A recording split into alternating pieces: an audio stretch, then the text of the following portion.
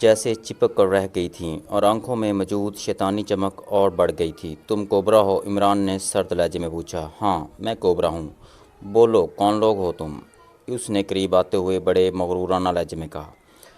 ہمیں زرکان نے بھیجا ہے تمہارے پاس۔ عمران نے کہا۔ اوہ اچھا، بولو کیا بات ہے؟ کوبرا نے چونک کر جواب دیا۔ لمبا مال لینا ہے، اندر چلو، عمران نے کہا اور کوبرا نے سر ہلا دیا۔ زرکان کے حوالے نے اس کے لہجے میں موجود بے اعتباری کی جھلکیاں غائب کر دی تھیں اور وہ اب نارمل نظر آ رہا تھا۔ ہاں چلو، کوبرا نے کہا اور پھر وہ انہیں لیے ہوئے جھونپڑی میں داخل ہو گیا۔ میں اور مس جولیانا اندر جائیں گے، تم یہیں باہر رکو۔ عمران نے دروازے پر مڑ کر صدیقی، صفدر اور کیپٹن شفیل سے کہا اور ساتھ ہی اس نے آنکھ دبا کر مخصوص اشارہ بھی کر دیا اور وہ تینوں سر ہلاتے ہوئے وہیں رک گئے۔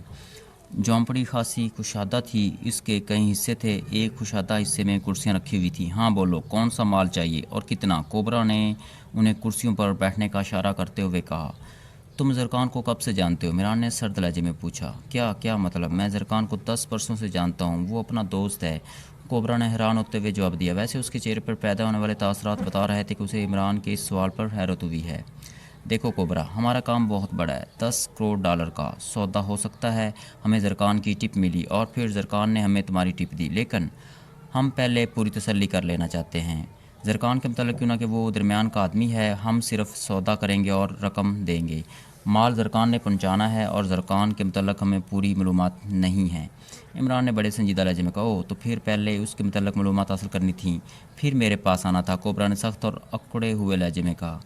ہمارے پاس وقت بے حد کم ہے اور تمہارا چہرہ بتا رہا ہے کہ تم بھروسے کے آدمی ہو، اس لیے ہم تمہاری بات پر مطمئن ہو جائیں گے اور ابھی اسی وقت سودا کر کے رقم دے کر واپس چلے جائیں گے۔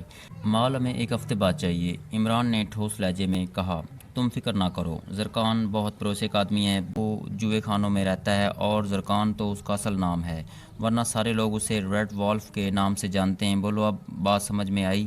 کوبرا نے جواب دیا۔ ہاں بالکل، ایسا آدمی واقعی بھروسے کے قابل ہوگا، لیکن ہمیں تو بتایا گیا تھا کہ وہ کلب میں ہی رہتا ہے۔ عمران نے سر ہلاتے ہوئے کہا۔ نہیں، غلط بتایا گیا، وہ تو ڈراگن کلب کے نیچے اپنے جوئے خانے میں ہوتا ہے، کوبرا نے جواب دیا۔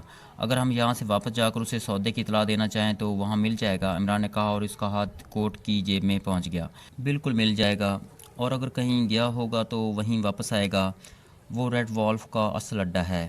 لیکن اب بولو کون سا مال اور کتنا چاہیے؟ کوبرا نے اس بار قدرے اکتائے ہوئے لہجے میں کہا۔ تمہاری اپنی جان کی قیمت بتاؤ تاکہ میں وہ قیمت یہاں کے غریبوں میں تقسیم کر دوں جن کی عزتوں سے تم کھیلتے رہے ہو۔ عمران کا لہجہ یکطرف وراہٹ امیز ہو گیا۔ تم کیا بولتے ہو؟ تمہاری یہ ضرورت کہ کوبرا کے سامنے ایسی بات بولو؟ میں تو زرکان کی وجہ سے چپ تھا، کوبرا نے یکطرف اچھل کر ہولسٹر سے ریوالور نکالتے ہوئے کہا، لیکن دوسرے لمحے دھماکہ ہوا اور اس کے ساتھ ہی ریوالور اس کے ہاتھ سے نکل کر دور جا گرا۔ ابھی دھماکے کی گونج ختم بھی نہ ہوئی تھی کہ باہر بھی فائرنگ کی تیز آوازیں اور انسانوں چیخوں کی آوازیں سنائی دیں۔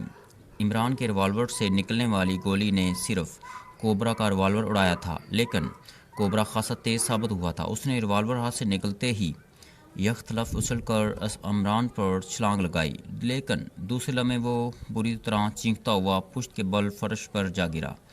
عمران نے اپنی طرف آتے ہوئے کوبرے کے سینے پر بس ہاتھ سے تھپکی دی تھی۔ جاؤ، میرے پاس وقت نہیں ہے، اور تم نے بہرحال مجھ پر حملہ کر کے اس کا جواز پیدا کر لیا ہے، عمران نے گھراتے ہوئے کہا، اور اس کے ساتھ ہی جھونپڑی دھماکوں اور کوبرا کے حلق سے نکلنے والی چینخوں سے گونج اٹھی۔ کوبرا گولیاں کھا کر بری طرح پھڑک رہا تھا، لیکن عمران مسلسل ٹریگر دبائے چلا جا رہا تھا۔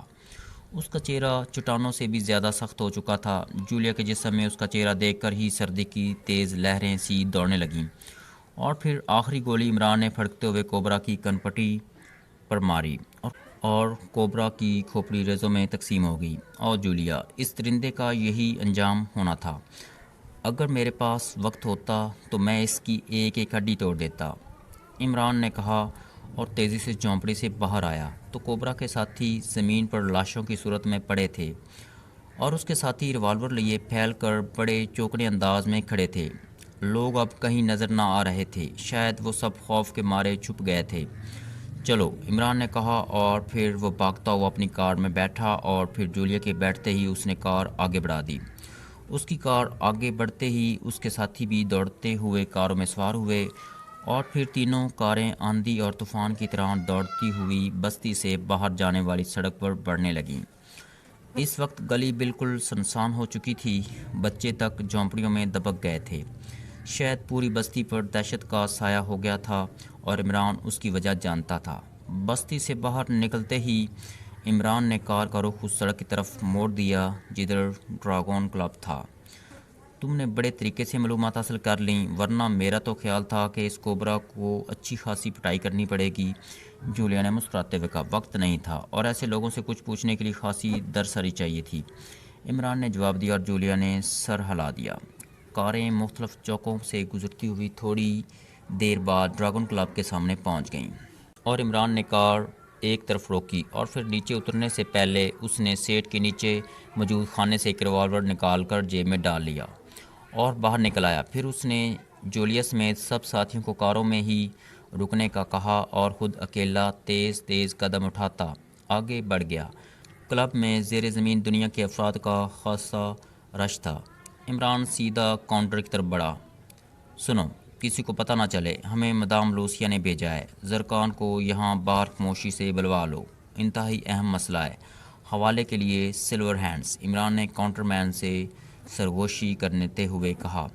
او اچھا، کاؤنٹر کلرک نے بری طرح چنکتے ہوئے کہا، اور پھر اس نے کاؤنٹر کے نیچے رکھا ہوا انٹرکام اٹھایا اور اس کا ریسیور اٹھا کر ایک نمبر دبایا۔ یس، دوسری طرف سے ایک بھاری آواز سنائی دی۔ باس، میں کلب کاؤنٹر سے بول رہا ہوں، مدام لوسیا کے آدمی آئے ہیں، انہوں نے حوالے کے لیے سلور ہینڈز کہا ہے، وہ کوئی اہم ترین مسئلے پر بات کرنا چاہتے ہیں۔ انہوں نے کہا ہے کہ کسی کو پتہ نہ چلے اور آپ یہاں آ جائیں، یہ ضروری ہے، کاؤنٹر کلرک نے مؤدبانہ لہجے میں کہا۔ کتنے آدمی ہیں؟ دوسری طرف سے حیرت بھرے لہجے میں کہا گیا، اور جواب میں کاؤنٹر کلرک نے بتایا کہ آنے والا اکیلا ہے۔ مجھے ریسیور دو، عمران نے کہا اور پھر ہاتھ بڑھا کر ریسیور کاؤنٹر کلرک کے ہاتھوں سے جپٹ لیا۔ ہیلو زرکان، میں بوکارٹ بول رہا ہوں، مدام کا انتہائی اہم پیغام ہے، چیف باس کا مسئلہ ہے، جلدی سے باہر آ جاؤ۔ یہ بات فون پر نہیں ہو سکتی، نہیں تو مدام تمہیں خود کال کر لیتی، اور سنو، مدام کو کال بھی نہ کرنا، میں نے بتایا ہے کہ چیف باس کا مسئلہ ہے، جلدی آ جاؤ، ہری اپ۔ عمران نے انتہائی سنجیدہ لہجے میں کہا اور ساتھ ہی ریسیور کلیئر پر رکھ دیا۔ اس نے داؤ تو کھیلا تھا، لیکن اب وہ اس کا نتیجہ دیکھنا چاہتا تھا۔ اس کی کوشش تھی کہ یہاں لمبا ہنگامہ کھڑا کرنے کے بجائے کسی طرح اکیلا زرکان ہاتھ آ جائے تو کام جلدی ہو سکتا ہے، اور پھر شاید اس کے حوالے درست ثابت ہوئے، کیونکہ تھوڑی دیر بعد کاؤنٹر کی سائڈ راہداری سے ایک نوجوان تیز تیز قدم اٹھاتا ہال کی طرف پہنچا، اور عمران اس کے آنے کے انداز سے ہی سمجھ گیا کہ یہی زرکان ہوگا۔ کون ہے؟ اس نے کاؤنٹر کلرک سے کہا، اور کاؤنٹر کلرک نے عمران کی طرف اشارہ کر دیا۔ زرکان، باہر کار میں مدام خود موجود ہیں، خاموشی سے باہر آ جاؤ، عمران نے بڑے پرسرار انداز میں سرگوشی کرتے ہوئے کہا۔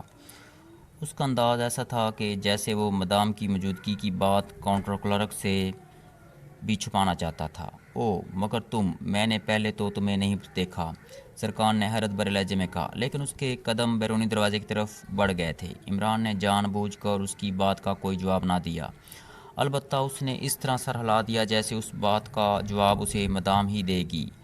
ہال سے باہر نکل کر عمران نے اپنی کار کی طرف اشارہ کیا، جس کی سائڈ سیٹ پر جولیا بیٹھی نظر آ رہی تھی۔ یہ تو زرکان کے لہجے میں یقین نہ آنے والی حیرت تھی۔ تم جا کر پوچھ لو، عمران نے سرد لہجے میں کہا، اور پھر جیسے ہی زرکان کار کے قریب پہنچا، عمران نے جلدی سے آگے بڑھ کر پچھلا دروازہ اس طرح کھول دیا جیسے وہ چاہتا ہو کہ زرکان کار کے اندر بیٹھ کر بات کرے، لیکن زرکان کا دماغ شاید ابھی تک اپنے آپ کو حقیقت سے ایڈجسٹ نہ کر سکا تھا کہ عمران کا ہاتھ یک طرف حرکت میں آیا اور اس کے ساتھ ہی زرکان یوں اچھل کر اندر سیٹ پر جا گرا جیسے عمران نے کسی آدمی کے بجائے کسی گیند کو اندر اچھالا ہو، اور عمران بھی اندر ساتھ ہی گھس گیا۔ دوسرے لمحے زرکان کا سر ٹکرایا اور وہ ابھی سیدھا بھی نہ ہو پایا تھا کہ عمران کا ہاتھ ایک بار پھر کسی گھونسے کی صورت میں آگے بڑھا اور اس کی مڑی ہوئی انگلی کا ہک پوری قوت سے زرکان کی کن پٹی پر پڑا، اور سیدھا ہوتا ہوا زرکان یک طرف واپس گرا اور ساتھ ہی اس کا جسم یک طرف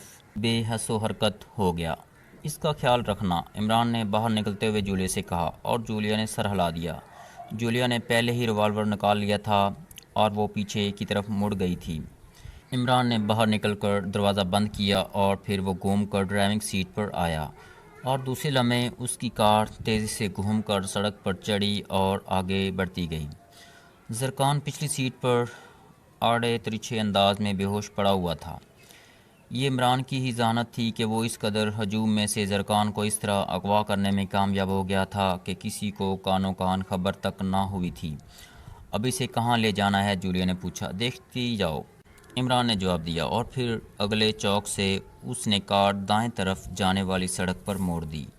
یہ وہی سڑک تھی جس پر جیگر کا فارم ہاؤس تھا، اور پھر سائڈ روڈ سے بڑھتے ہوئے اس کی کار فارم ہاؤس تک پہنچ گئی۔ عمران نے کار روکی اور نیچے اتر کر وہ دوڑتا ہوا فارم ہاؤس کی طرف بڑھا۔ فارم ہاؤس کا پھاٹک بند تھا۔ عمران کو یقین تھا کہ ابھی یہ فارم ہاؤس خالی ہی پڑا ہوگا، اس لیے وہ زرکان کو یہیں لے آیا تھا، لیکن پھر بھی احتیاطاً اس نے کال بیل کا بٹن دبا دیا۔ اندر کہیں گھنٹی بجنے کی آواز سنائی دی، لیکن کوئی رد عمل نہ ہوا تو عمران نے آگے بڑھ کر پھاٹک کی چھوٹی کھڑکی کو دبایا تو وہ کھل گئی، اور عمران کے لبوں پر مسکراہٹ رنگ گئی۔ وہ خود ہی کھڑکی کھول کر باہر آیا تھا۔